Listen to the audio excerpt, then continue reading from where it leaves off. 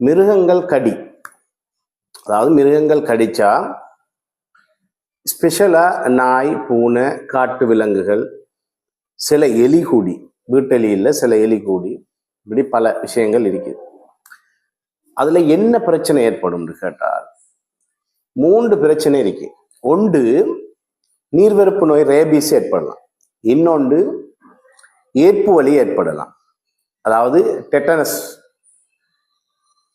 ஏற்பு அது ஏற்படலாம். அடுத்து எங்களுக்கு அந்த ஏரியால கிருமி தொட்டலாம், கடி வேற கிருமிகள், பாக்டீரியாவோ கிருமிகள் தொட்டலாம். சரி, இப்ப இது 3ஐயும் மேனேஜ் பண்றது தான் மிருகம் கடிச்சா ஹாஸ்பிட்டலுக்கு நபரை கொண்டு போங்கம்மா.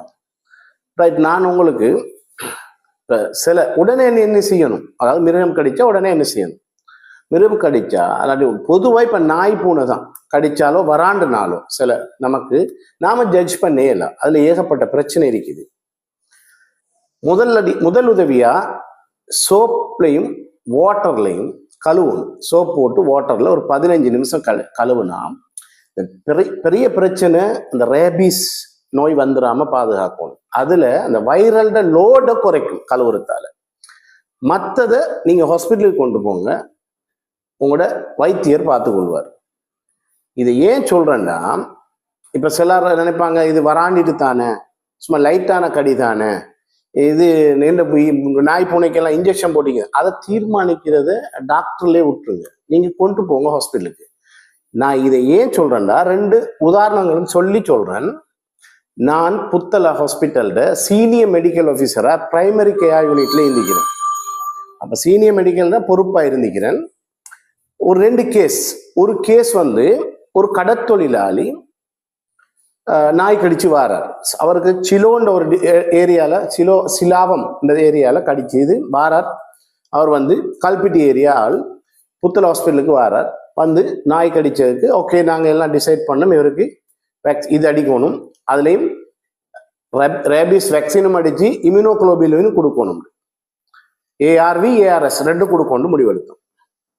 சரி, இப்ப அவருக்கு நாங்க அந்த இம்யூனோகுளோபின் அடிக்கிறதுக்கு முன்ன அந்த வேக்சின் 2 ஐட்டத்துல 1 பெருசா அடிக்கிறதுக்கு முன்ன உள்ள அந்த இடத்துல அடிக்கணும், புண்கள்ல. அதை அடிக்கிறதுக்கு முன்ன அதுக்கு அலர்ஜி ஆண்டு டெஸ்ட் பண்ணுவோம். அந்த அலர்ஜியை நாங்க பொதுவாக அந்த கையில டெஸ்ட் பண்ணுவோம். ஒரு 15 மினிட்ஸ் to 20 மினிட்ஸ் வச்சு நாங்க அலர்ஜி டெஸ்ட் ஒன்று பண்ணித்தான் அதை அடிப்போம். ஏண்டா அந்த அலர்ஜியால நாங்க கொடுக்குற மருந்தால அவர் இறந்துடக்கூடாது, இல்லாட்டி பாதுகாப்பா கொடுப்போம். அந்த அலர்ஜி அப்படி இருக்குமா இருந்தால் நாங்க பாதுகாப்பா கொடுக்கறதுக்காக அதை டெஸ்ட் பண்ணிட்டு அவருக்கு இன்ஸ்ட்ரக்ஷன் கொடுத்த போய்த்து நீங்க எங்களோட மற்ற இன்ஜெக்ஷன் ரூம்ல போய்த்து இதை அடிச்சு கொள்ளுங்க. அவர் என்ன செஞ்சார்னு கேட்டால், இப்ப டெஸ்ட் பண்ணதுதான் இன்ஜெக்ஷன் நினைச்சிட்டு அவ்வளோ போதும் நமக்கு, இது ஏன் இன்னும் தேவையில்லைன்னு சொல்லி போட்டு அவரு போய்த்தார். இது எப்ப எனக்கு தெரியும்னு கேட்டால், இன்னொரு 10-15 நாள்ல அவரை கொண்டு வராங்க, நானே இருக்கிறேன். ஆள் நீர்வெறுப்பு நோயோட கொண்டு வர்றார், தண்ணி குடிக்கலா, ஃபேனை கண்டா டென்ஷன் ஆகிறார், காத்துப்பட்டா டென்ஷன் ஆகிறார். உடனடியா அந்த ரெக்கார்ட் புக்கை நான் எடுத்து பார்க்குறேன். இவர் என்னட்ட வந்தால நான் எல்லாம் செஞ்சுப்பேன், சரியா நோட் பண்ணிக்கான்னு பார்க்குறேன். உண்மையா அவருக்கு நான் அந்த டேட்ல டைம்ல எல்லாம் இன்ஸ்ட்ரக்ஷன் பண்ணி எழுதினேன், புக் ஒன்று ரெக்கார்டு ஒன்று நிற்கிது. ரைட், அதை நான் கன்ஃபார்ம் பண்ணிக்கிட்டேன். பிறகு குடும்பத்துல விசாரிச்சா இவர் இதுல அடிச்சதை அந்த கையில நாங்க டெஸ்ட் பண்ணத அதுதான் இன்ஜெக்ஷன், அதுக்கு மேலதிகம் ஒன்றும் இருக்கி அது தேவையில்லைன்னு அவரா பைத்திக்கார். அப்ப அது ஒரு சம்பவம். இன்னொரு சம்பவம், வீதியோரமா நடந்து கொண்டு போயின ஒரு மகளோ மகனோ எனக்கு ஞாபகம் இல்லை, சின்ன குழந்தைய ஒரு அம்மா கொண்டு போய்க்கிறான் வீதியோரமா, தில்லையடி டு நாகவில் அந்த ஏரியாக்குள்ள கொண்டு போக சொல்ல, அந்த ஒரு அந்த குழந்தைய நாய் கடிக்க வந்தி. அம்மா என்ன செஞ்சுக்கிறா, அம்மா தாய் பாசம் எப்பயுமே அதிகமே, நாய காலில் அப்படி பிடிச்சி தன் முகத்துக்கு நேரம் எடுத்து தூக்கி வீசிக்கிறா. வீசின டைம் அம்மாவுக்கு முகத்துல கடிச்சு போட்டு, பட் குழந்தைக்கும் கடிச்சு. ரைட், இப்ப அம்மாவை கொண்டு வராங்க, குழந்தையும் கொண்டு வராங்க. இந்த இதுவும் புத்தள ஹாஸ்பிட்டலுக்கு கொண்டு வராங்க. அம்மாவுக்கு நாங்கள் அந்த டெஸ்டிங் அலர்ஜிக் டெஸ்ட் அம்மாவுக்கு எடுத்து பார்த்தா அது அம்மாவுக்கு அலர்ஜிக் ஆகுது.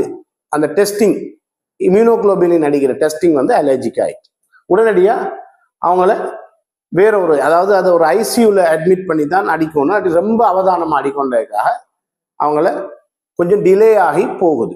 ஏன்னா அது அவதானமா அடிக்கணும், இல்லாட்டி இந்த இதை அடிச்சாலே அவங்க இறந்துருவாங்க. அந்த டிலேயால இங்கன கடிச்சதால அது ஒரு வித்தின் 15 நிமிஷத்துலயோ இல்லாட்டி 1 ஹவர்லயோ மூளைக்குள்ள அது ஆல்ரெடி போயிடுச்சு. இந்த அம்மாவும் என்ன செய்யறாங்க, ஒரு 10-15 நாள்ல இதே ரேபிஸ் தொட்டி இதே நோயோட வந்து அவங்களும் எந்த ஹாஸ்பிட்டல்லையே அதே ஹாஸ்பிட்டல்ல இறக்குறாங்க.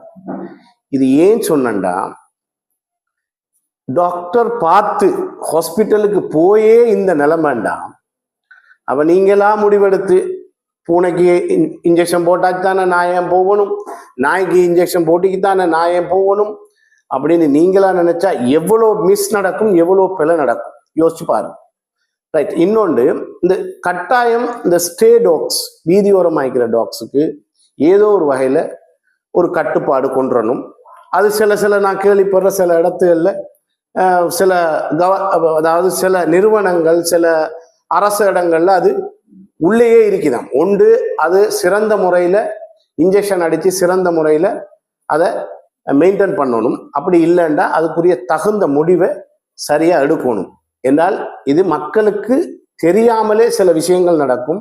உதாசீனப்படுத்தி போறதால சில இறப்புகள் நடக்க வாய்ப்பிக்கு. ஏனென்றால் ரேபிஸ் வந்தால், டெட்டனஸ் ரேபிஸ் வந்தால் 100% இறப்பு, மருந்தே இல்லை. ஆனா 100% தடுக்கலாம். முன்னுக்கு இன்ஜெக்ஷனை சரியா டைம்ல சரியான முறையில சரியான நேரத்தில் அடிச்சா.